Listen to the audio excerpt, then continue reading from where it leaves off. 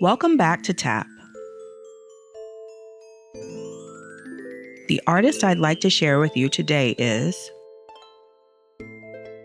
the legendary Edmonia Wildfire Lewis, American sculptor.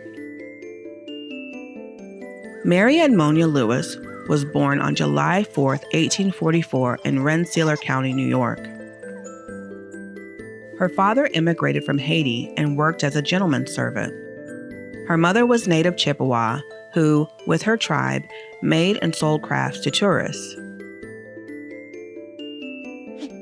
The tribe's people called Edmonia Wildfire and taught her how to swim, fish, and how to make and sell crafts. Wildfire also had a half-brother named Samuel. They called him Sunshine. They were still very young when their parents died. Determined to make something of himself, Samuel decided to move west towards the gold rush. He promised Edmonia he'd send money whenever he could and left her in the hands of the Chippewa tribe. Soon, true to his word, Samuel sent money so that Edmonia could go to school.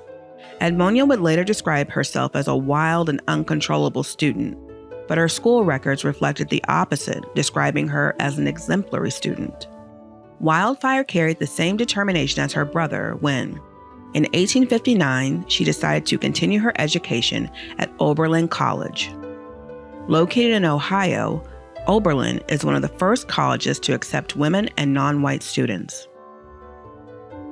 This is a drawing Edmonia Lewis made as a wedding gift to a friend while in school. In 1862, two classmates falsely accused her of poisoning their drinks with Spanish fly. News of the false allegations quickly spread throughout the town of Oberlin. A mob of angry men abducted Edmonia, savagely beat her, and left her to die. Although she survived, she still had to stand trial and was acquitted of any wrongdoing. She returned to school, where she was once again falsely accused, this time of stealing painting supplies. The charges were eventually dismissed, but Edmonia was barred from continuing her studies at Oberlin College. She was just one term shy of graduating. Bruised but not broken, Edmonia carried on, relocating to Boston, where she learned sculpting. In those days, women were not taken very seriously as sculptors, so she wasn't allowed to take classes. Instead, she learned from a mentor.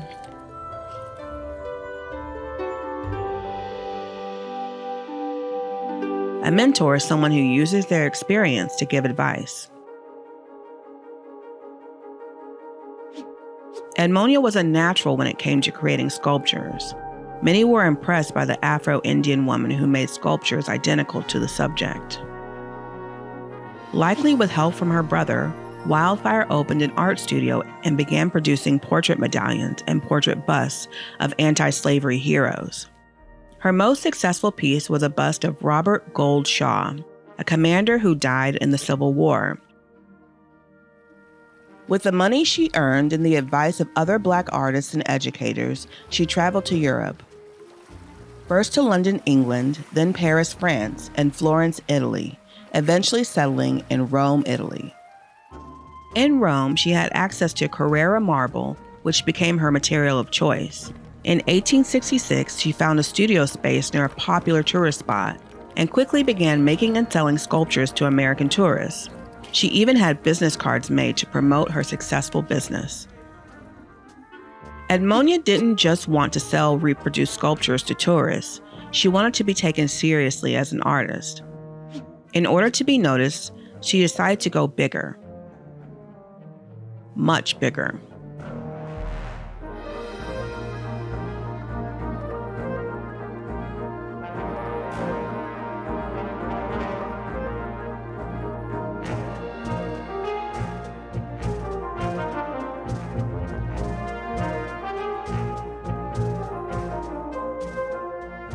It took Wildfire nearly 4 years to hand-carve her most iconic and controversial piece. In 1876, the death of Cleopatra was complete. It was a marvel, weighing in at over 3,000 pounds. When the piece was accepted into the Centennial in Philadelphia, a most prestigious show where Alexander Graham Bell introduced a new device called the telephone, Edmonia knew this was her ticket to becoming a famous artist. She nearly went broke shipping the sculpture to the United States. Critics were absolutely buzzing about Edmonia's The Death of Cleopatra sculpture. It was a showstopper, a real head-turner. It is a pity one cannot walk around the statue and see more closely the perfect expression over the dying Cleopatra. We consider it one of the most remarkable specimens of woman's power, grandest statues in the exposition. One almost seems to imagine when looking at it, they are indeed in the awful presence might truly be proud of such a work as that of hers. The grace she has shown in her work of this statue, we predict of her great future. Edmonia ultimately achieved her dream of becoming a famous artist. Her goal wasn't to sell the piece, but to create something great, a masterwork, and she did.